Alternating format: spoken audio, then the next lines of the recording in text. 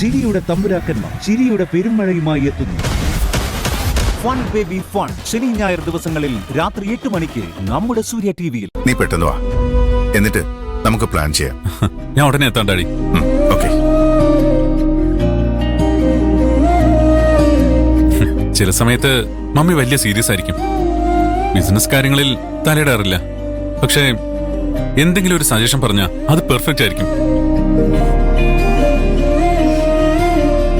പക്ഷേ ചില സമയത്ത് മമ്മിക്ക് കുട്ടികളുടെ സ്വഭാവം, കളിപ്പാട്ടം വേണം, കടൽ കാണാൻ പോകണമെന്നൊക്കെ പറഞ്ഞ് കുട്ടികള് കരയാറില്ലേ, അതുപോലെ. വീട്ടില് ഓണാഘോഷമൊന്നും ഇല്ലെന്നുള്ളതിന്റെ സങ്കടത്തിലെ മമ്മി. ഞാനും ഡാഡിയും മമ്മിയും കൊണ്ട് ചെറിയൊരു ടൂർ പോകാനുള്ള പ്ലാനിങ്ങിലാ. മമ്മിയുടെ വിഷമം മാറ്റാൻ ഡാഡി കണ്ടുപിടിച്ച വഴിയാ. വീട്ടിൽ പോയിട്ട് വേണം ഇനിയെല്ലാം പ്ലാൻ ചെയ്യാൻ. സർ, ഞാൻ എന്റെ ഒരു അഭിപ്രായം പറഞ്ഞോട്ടെ. എന്താ പാർവതി? ഒരു പൂക്കളം, സദ്യ, ആഘോഷം.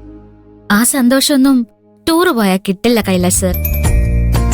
അത് പാറു പറഞ്ഞത് ശരിയാ സർ.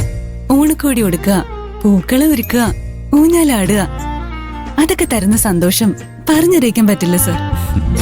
വീട്ടില് വെച്ച് ഓണം ആഘോഷിക്കുന്നതിന്റെ സന്തോഷം അമേരിക്കയിൽ ടൂറ് പോയാലും മാഡത്തിന് കിട്ടില്ല സർ.